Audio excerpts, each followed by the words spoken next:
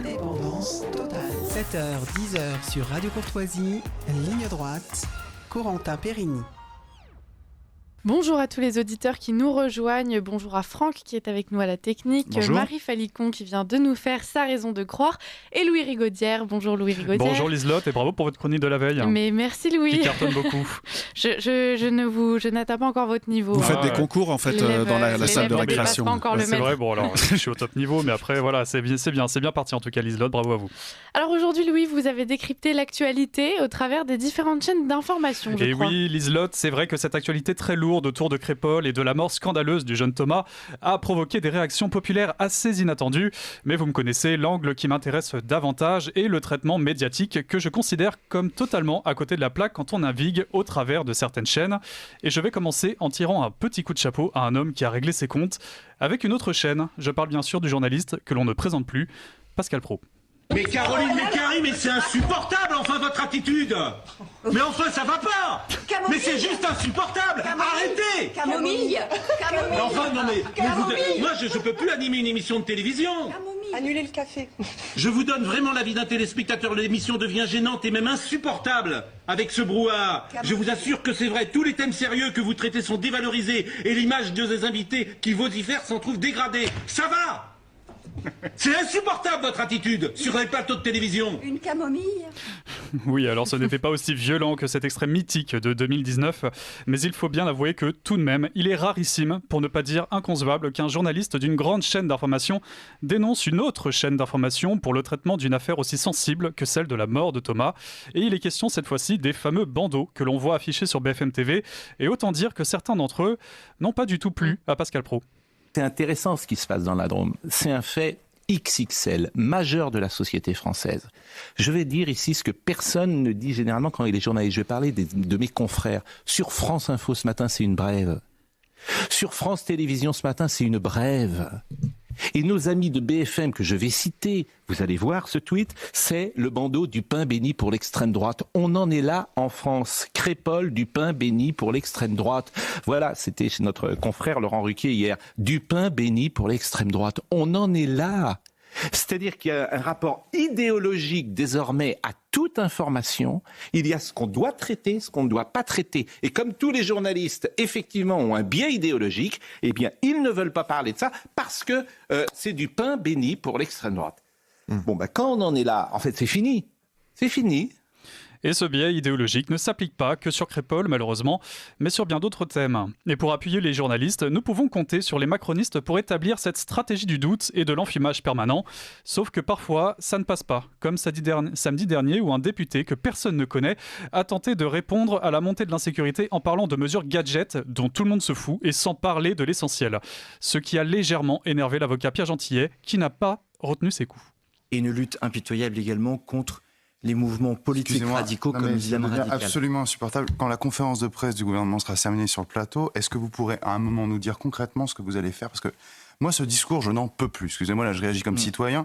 Je n'en peux plus. C'est un discours de description des faits. À aucun moment, vous n'allez poser sur la table, vous ou votre gouvernement, la question qui se pose, qui est la question migratoire, d'accord ? Ces gens-là sont venus d'où ? Ils sont venus de banlieue, d'accord ? Et ils sont venus attaquer un village. Nous avons eu la même chose avec Enzo, souvenez-vous, ce petit blond de 16 ans, pardonnez-moi, j'en peux plus, mais qui a été assassiné, d'accord, par deux personnes qui venaient pas du village et qui venaient manifestement de banlieue.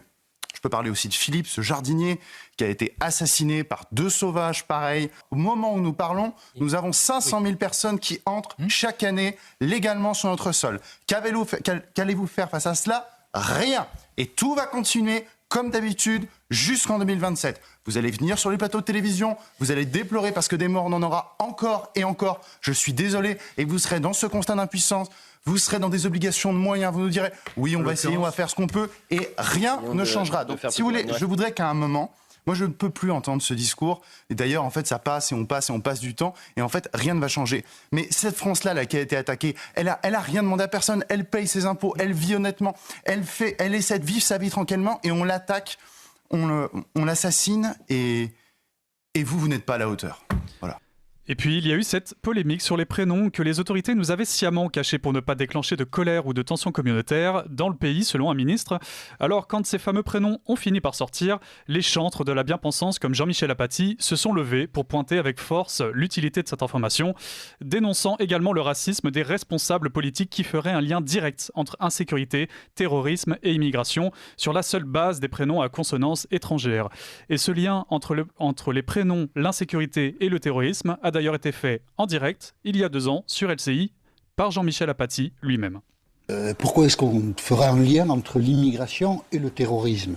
Parce qu'hélas, depuis 6 mois, la preuve est administrée, c'est sur la table, et c'est pour ça qu'on ne peut pas dire non, il n'y a pas de lien. Oui, il y a un lien, on va regarder ce que je veux exprimer par là. Vous voyez le nom des 3 assassins, des 3 terroristes qui nous ont traumatisés ces derniers mois. À Conflans-Sainte-Honorine, c'est un Tchétchène, Abdullah Kanzorov, à la basilique Notre-Dame de Nice. Alors, Conflans-Sainte-Honorine, c'était le 16 octobre. Le 29 octobre à Nice, quelques jours après, Brahim Awissaoui, qui est un Tunisien, qui était donc sur le territoire français de manière illégale, et a Rambouillet, Jamel Gorchen, arrivé en France de manière illégale et puis régularisé. Donc, il y a un lien. C'est pas dire que tous les immigrés sont des terroristes, mais oui, une part du terrorisme vient de personnes nées en France, radicalisés sur le sol français, qui ont des histoires particulières, qui sont des membres de la communauté nationale. C'est terriblement cruel de devoir le dire. Et puis, une part, alors il y en a qui ont des pourcentages, moi ce soir je vais m'exonérer des pourcentages, une part du terrorisme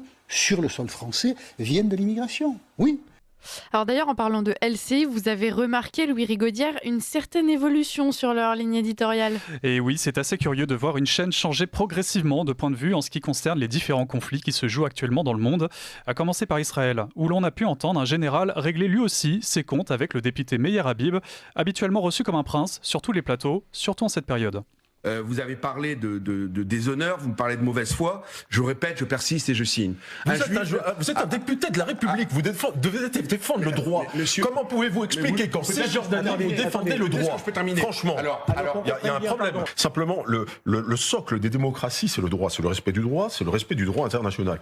Là, vous m'expliquez que Israël est un État démocratique, mais qu'il a le droit de s'asseoir sur le droit par un espèce de droit millénaire, religieux, etc., etc. Vous avez parlé de religion. Mais monsieur, quand vous parlez de Judée-Samarie, vous parlez forcément de ça. Moi, ce que je rappelle la position de la France que vous connaissez bien. Lisez l'itinéraire de Paris à Jérusalem, de Chateaubriand. Laissez finir le général. Meir Habib, s'il vous plaît, laissez finir le général. Voilà. Donc, et moi, je vous rappelle quand même que si vous avez un droit immémorial sur cette terre, il va falloir le rendre aux Philistins. Et puis peut-être qu'il faut rendre Constantinople aux Turcs à un moment donné. Donc, la Cisjordanie, ça a été reconnu. C'est un territoire reconnu qui appartient aux Palestiniens. Vous n'aurez jamais la paix, c'est tout ce que je veux dire, moi. Si vous n'aurez jamais la paix, si à un moment D'abord, c'est pas vous, je suis député français jusqu'à nouvel ordre, même si je suis franco-israélien. Oui, mais vous êtes le porte-parole de M. Netanyahou au quotidien.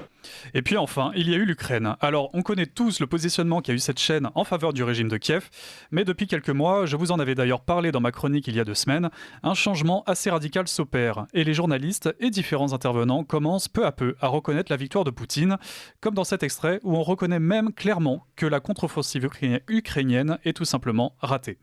Mais l'idée, c'est vraiment un Vladimir Poutine qui est de plus en plus confiant, manifestement.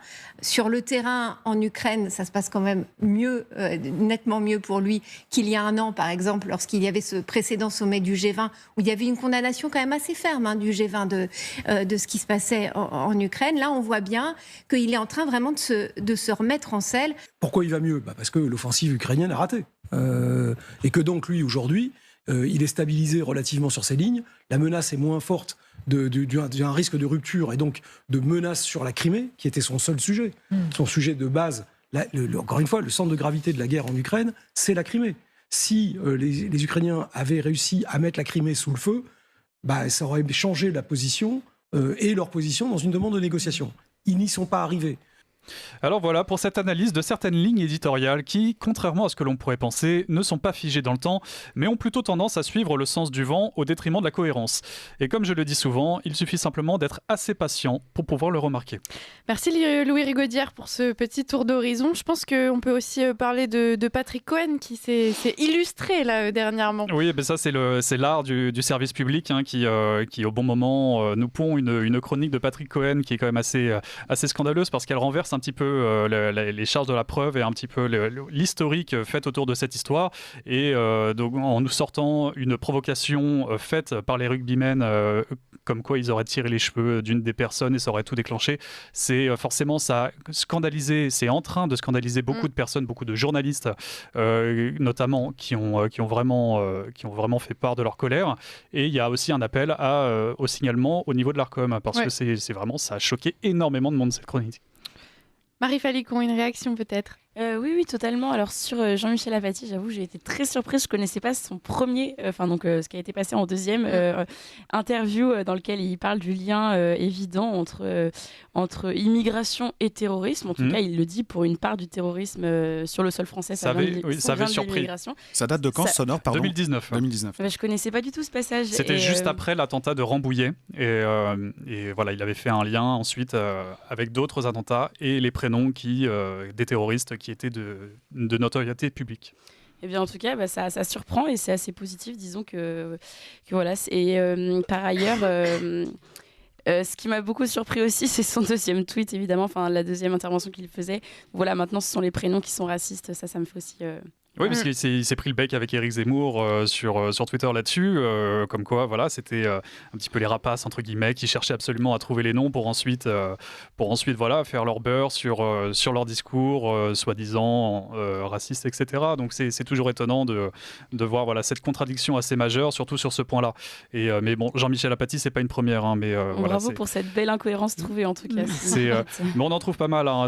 Mais l'actualité, forcément, quand il y a une actualité forte comme ça, elle révèle parfois certaines incohérences, mais il faut avoir de la mémoire, il faut souvent chercher, creuser, et c'est vrai qu'il y en a qui le font pour nous sur les réseaux sociaux, il faut suivre les bons comptes, je vous incite à suivre Louis Rigaudière par exemple, rigolois. Alors moi je ne fais que retweeter, je tweete rarement, mais il y a des gros comptes Pierre Sautarel notamment, qui vraiment recherchent des extraits assez, des petites mines d'or qui nous permettent un petit peu de restructurer un peu le personnage, parfois qui sont très moralisateurs, et les chantres de la bien-pensance, comme je dis. Enfin, en tout cas, sur Ligne Droite, c'est vous, Louis Rigaudière, notre anthologie de l'incohérence médiatique. Il ne faut pas pousser. Oui, non, mais il connaît tous les nombres de vues par cœur. Il fait des chroniques qui mobilisent la planète entière. On va nous l'enlever, je crois. Mais même les extraterrestres vont venir le chercher. Les auditeurs s'imaginent Louis enfermé dans sa chambre derrière son ordinateur. C'est un peu ça. Il ne vit que la nuit ou dans le sombre. Par contre, ce qui est bien, c'est que il s'acharne un peu sur des médias qu'on n'aime pas forcément. Et surtout, il donne tellement envie d'écouter Radio Courtoisie et Ligne Droite chaque jour. Et Pascal Pro, voilà. Oui. Non, son Pascal Pro qui est souffrant en plus depuis 2 jours. Louis, il est dans tous ses états. Mais oui. Je prie qu'il aille mieux. Là, d'ailleurs, je peux pas regarder en direct parce que c'est en direct son émission et je ne peux pas. Là, je suis à la radio, mais j'espère qu'il va mieux en tout cas. Petite pensée. Merci à tous. Un jour, vous recevrez une carte postale de Pascal Pro et là, ce jour-là. Un jour, on l'invitera. Ouais, c'est possible. Merci à tous pour cette ligne droite.